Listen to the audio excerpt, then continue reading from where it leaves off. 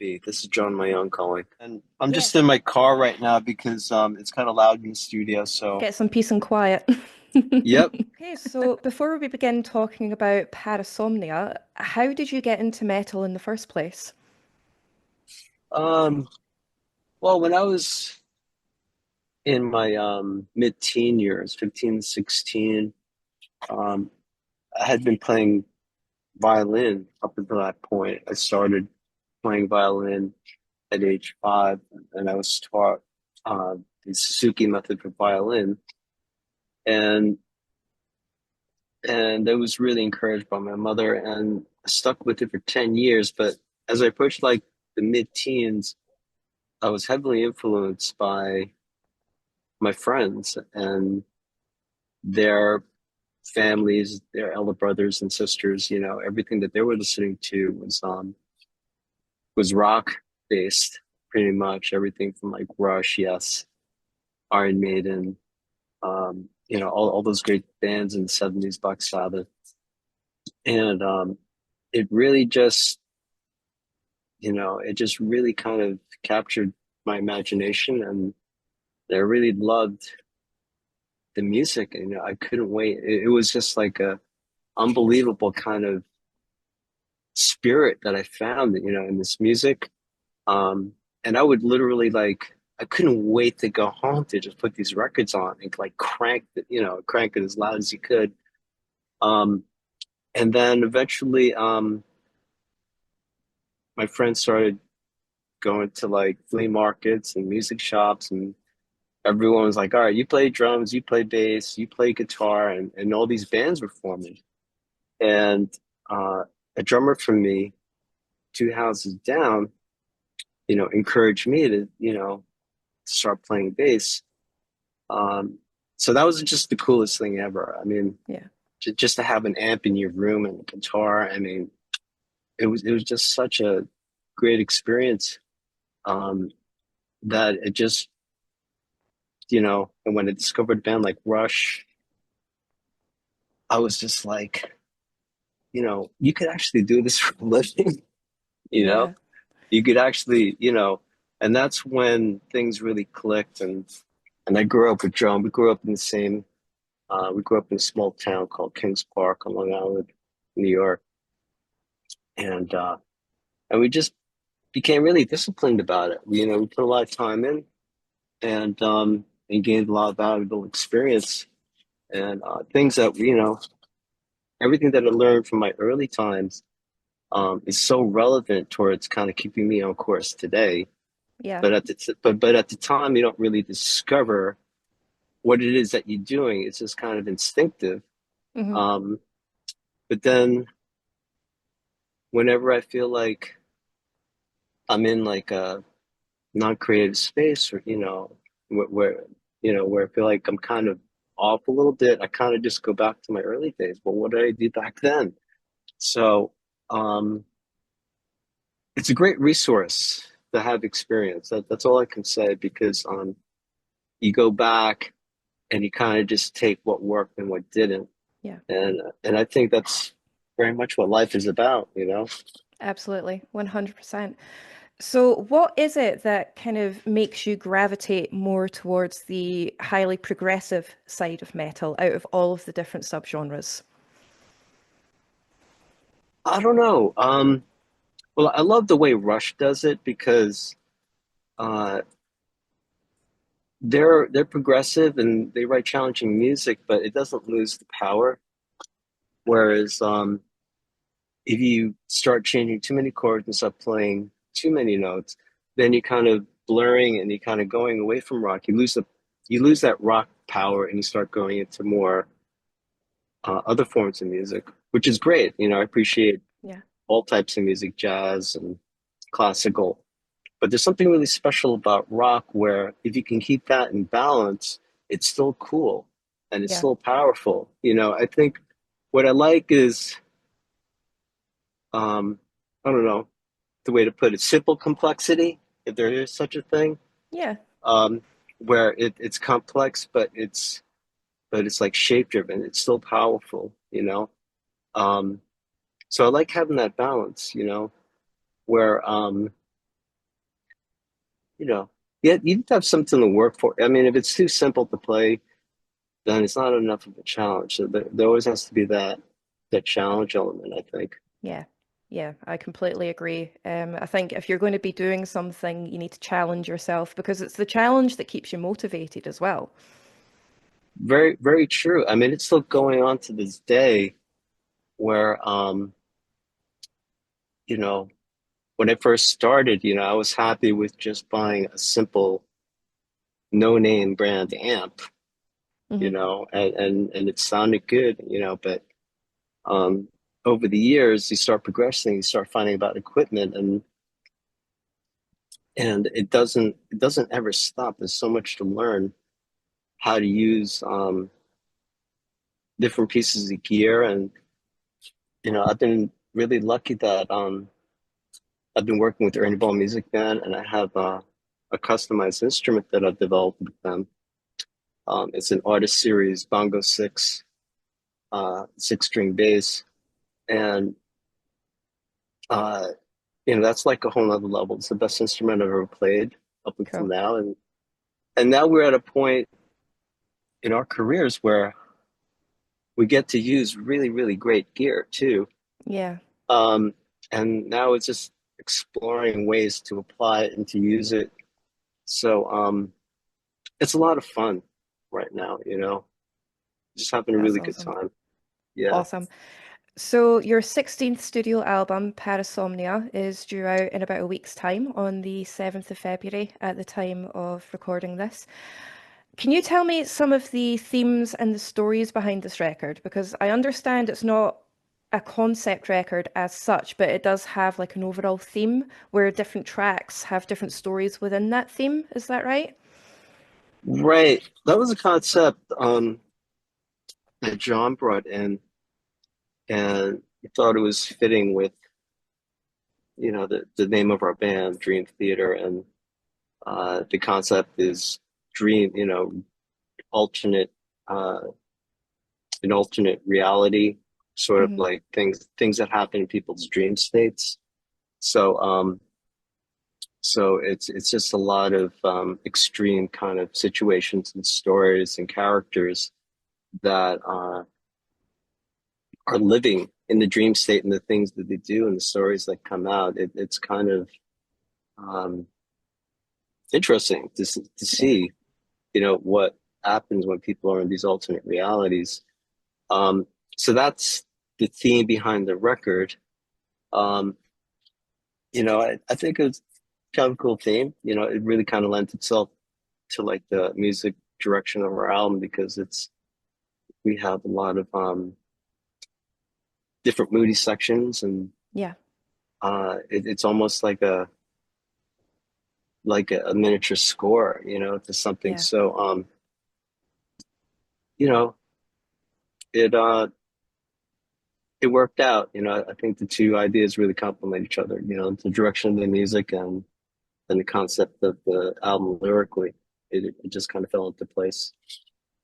Yeah, absolutely. I mean, I'm quite surprised that you guys haven't tackled a subject like this in this much detail, considering your band name up until this point. Right. Um, but I'm really excited for everybody to receive it. I mean, the three tracks that have been released so far seem to have been received really well by the fans.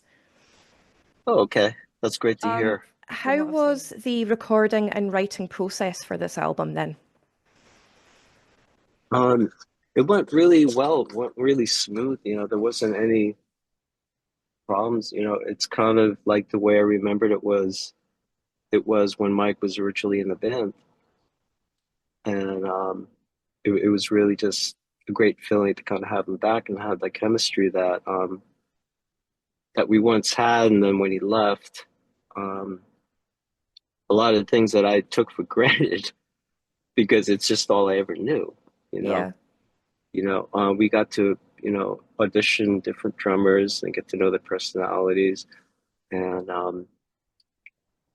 and just stepping back in, with Mike coming back into the band yeah, was a real uh, was a real great thing for us. We're in a really good place, and everything makes a little bit more sense to me, like I get to like look back and realize, the things I took for granted, and so I kind of have a greater appreciation, for the band and the chemistry we have now. Hindsight's a wonderful thing that way, isn't it? It is, it really is. So that kind of leads me into my next question, with obviously the return of Mike Portnoy after 13 years to Dream Theater. That has a lot of excitement surrounding the band and this particular album because it's the first album that he's been on since 2009. So how did his return come about, and what does that Um, mean for you? I think he was ready to come back, and he had spoken to a few of the guys in the band, and then we had a meeting, and the gist of the meeting was, talk to Mike, and he's ready to come back home, and it just made a whole lot of sense, because Mike wants to come back into the band, and when my years of and my history with Mike is, the band I think was doing really well, and musically I think we felt we were our strongest when we were with him. Yeah. So so of course, it made sense to bring him back, being that he wanted to come back. Awesome. I mean, you can really hear that kind of sense of togetherness and vigor when you're listening to the album now. There's just like this renewed sense of energy behind it. Right. I agree. Yeah, for sure. Um, we're all really, uh, you know, we all really have a positive attitude about everything, So I think that kind of added, really good feel to the album. Do you feel that this album represents both Dream Theater's legacy and where you plan on going to in the future? I think so. I mean, like the way this album comes out, turned out is the way we used to write. Hmm. You know, um, we took our time. You know, some songs were written in a day or two, and some songs, took over a week. Um, but we weren't, uh, trying to rush anything or compromise on anything. We just, certain songs just took a while, like the longer tracks on the album. The epics on the record took, some thought. Yeah. There would be like, we'd be like a third of the way through, and we'd just be like stuck on this one part, and so and we would just it would take a few days before we could figure out, make sense of it to get it to where, we were all really happy with it. So uh and that's what we used to write, Yeah. images and words. We had a rehearsal place um where Monday, actually when me and John and Mike met at Berkeley, we would uh take a point of playing from 6 to midnight Monday through Friday. And then when we decided not to go back to Berkeley College of Music and Hmm. just stay at home and pursue the band, we still maintained that schedule Monday through Friday, and we rented a basement of you know, a couple of different basements through different storefronts. One was like a hair salon, the other place was like a meat butcher shop. Yeah. But we always found the place to play, but we would maintain that Monday through Friday 6 to midnight schedule, and you know all the songs and images. We had years to sit with and to refine and to work on it. So we really kind of took our time. So we're kind of back into that perspective where we're not really rushing anything. We're just taking our time and developing everything as a band. So um, you know, it feels right. We're in a really good place right now. Good. I'm glad to hear that. So, What is it that prompts these absolutely massive tracks that you have on your albums, particularly the Shadow Man incident at the end of Parasomnia is over 19 minutes long. I think it's the nature of the parts, you know, like a lot of these ideas just put us on a journey, it just leads one part leads to another part, and it leads to another part, um and then once we're in it, we realize what this is going to be. This is going to be one of those epic type songs that are long. Okay. So then we'll just have fun with it. And plus I also think that it's part of what I think people expect on a Dream Theater record, Yeah. that there's gotta be a few epics on there. And um so we so it's about maintaining that balance where we have shorter songs and we also have longer songs. Hmm. So it's sort of just maintaining that variety, that balance between short and long tracks. I mean, I know you didn't write the lyrics for particular songs on this record, but you can tell when you're listening to it that a lot of research and a lot of time and commitment has really went into it, not just lyrically, but also instrumentally as well. Right. Yeah, for sure. Um, it's very involved. Uh, Everyone has a full plate, um, and but I think, that's what makes the record what it is. Hmm. You know, the fact that the level of detail on everyone's part and everything that goes into this um, is what truly adds to the experience of what this album becomes. So. Uh, Are there any tracks on this record that you're particularly proud of that you can't wait to play live? um, I really love Night Terror. Yeah, that's one of my Uh, favorites too. yeah, yeah, I mean, that was like one of the first songs we wrote. Hmm. Um, and there's always something special about a song that has what it takes to open a record too. Um, like I was asked to do an interview, um, and one of the requirements was, give me five of the best songs you think Dream Theater has. And I'm like, well, that's really hard to do. But It's then an I really, impossible task. right. But then I thought about, well, let me kind of rethink this. That, all right, well,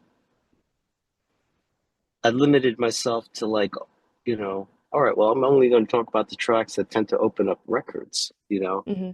because not every song can open a record, you know. Yeah. There's a reason why the song is like the first track everyone's going to hear. So that was like the point of my answer. I just focused on, five records and the starting track of each album, and they tend to be really great songs to play live. So um, there's something that corresponds with the first track of an album, and and it could be the first track of a show Hmm. on the set list, or it could be just a song on the set list.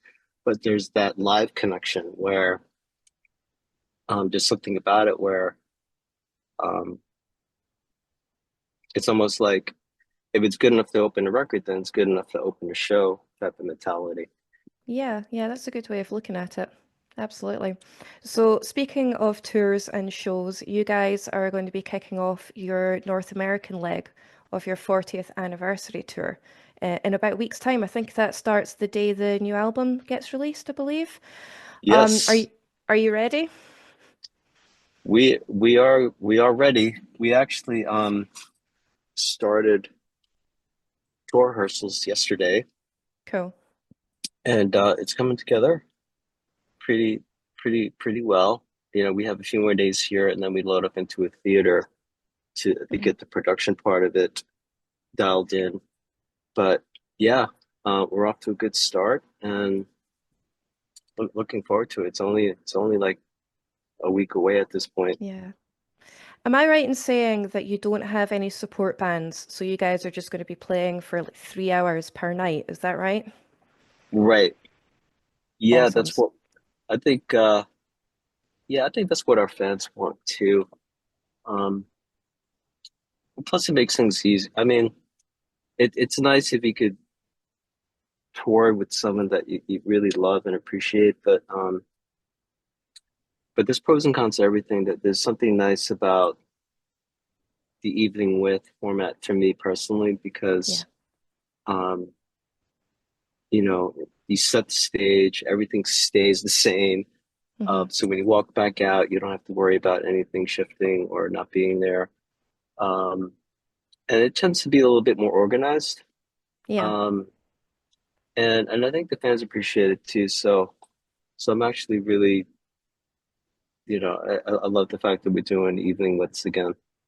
Yeah, that's awesome. I mean, considering the vast, sprawling discography Dream Theater has, I can imagine it would be pretty difficult to kind of whittle that down into an hour and a half set whilst you're also trying to promote the new album at the same time. Right. Yeah, no, that's it's almost impossible to do. And plus, I don't think our fans would go for it. No, I don't think so. I mean, considering maybe 3 or 4 tracks would take up an hour and a half of the time as well. So you want to try and get as many tracks in there as possible. So, Right. what would you say is the best and the worst things about touring? Uh, well, the worst things is the amount of sleep you get can be challenging. Hmm. Um, I mean, I had a really bad kind of incident a few years ago where we were doing a lot of traveling up in Canada, actually, and the drives are really, really long, Yeah. um, and you get woken up a lot. Hmm. Um, and then there's one time when we were coming back from Canada into Bellingham, Washington. Um, sound asleep. I got woken up at 2:30 in the morning um, uh, for Border Patrol. And, Okay. and I was sound asleep, 2:30 in the morning. I jump out of bed and I get online. And then before you know it, I'm like thinking I really need something to drink right now, but I'm online. So I'm just going to stick it out. And then I passed out. And Wow. then, yeah, and I split my forehead open. Oh no. There was this metal post on the ground that was cut, and I hit it just right. And I sliced my head open. You could see my Oh. skull. Oh So it was God. really bad. Yeah, so that it's stuff like that that makes touring kind of brutal. Yeah. Um, Just a wee bit. but yeah, so I mean that was a lesson in hydration. Definitely stay hydrated. Um, yeah. So And what anyway, would you say yeah, the best things? the best things is seeing the fans every night, playing a lot of people that are really excited to see you and getting that energy back from the crowd. Um, just reconnecting with the fans on, at the concert level, there's nothing like it really. We've had a really great time so far. We've been in Europe and we've Hmm. been in South America so far. So in a week we start in North America in Philadelphia at the Met. That's awesome. So you've had quite an extensive career. Like I said, 40 years of Dream Theatre is coming up. If you could go back in time and give your younger self some advice right at the very beginning of your career, what would you say? Younger advice, I would say work and save and buy the best instrument and the best equipment, um, because that is so important. It's the tools that you use to create, um, and the other major factor is you have to put the time in. Hmm. So I would say I wish I had someone that told me, listen, you got to put the time in, and you have to play the best gear. Make sure you're really really happy with it, and And if it's expensive, it's still worth the investment. Um, it's really important to have really, really good tools that are well made because that will help you. That's awesome advice. So, last question. If you could put together your own dream festival of 5 artists or bands, living or dead, who would you choose? And you can put yourself in that lineup as well. I can't put myself in that lineup. No, you can. Yeah, you can Oh, if you want. Yeah. oh, so it would be like a five-band bill. Yeah. Wow, that's Anybody. Doesn't have to be metal. It could be absolutely anybody. um. Well, you know what? I don't know if everyone would agree with me, but I love Rush. Um, I love Iron Maiden. I love Yes, and I also love some like alternate, you know, bands that are kind of outside that. I love the Deftones, Uh-huh. and I love Def Cap for Cutie. It's a bit of a um, it's a bit of a stretch as far as the mix because they're all different styles. That's fine. But The more but eclectic, the better. yeah, but that would be who I would go with at least for now. Awesome, thank you. So, Parasomnia, Dream Theater's 16th studio album is out on February 7th via Century Media Records. Is there anything that you would like to say to the fans? Just a big thank you for your support, and we look forward to seeing you um, when we get to your city. Awesome. Thank you so much for your time, John. I really do appreciate it. Oh, thank you. Nice talking to you. Yeah, you too. You take care, okay? All right, you too. Bye bye. Bye.